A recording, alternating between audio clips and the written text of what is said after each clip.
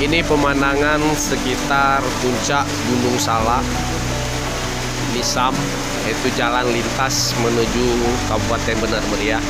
Kebetulan ditutupi oleh kabut tebal, jadi kita bisa lihat jalan di bawah sana agak tertutup kabut dengan cahaya-cahaya mobil.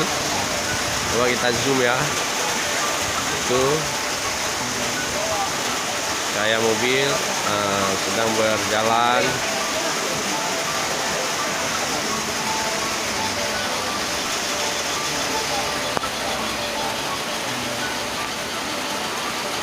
Agak jauh, kabut tebal, kabut sangat tebal.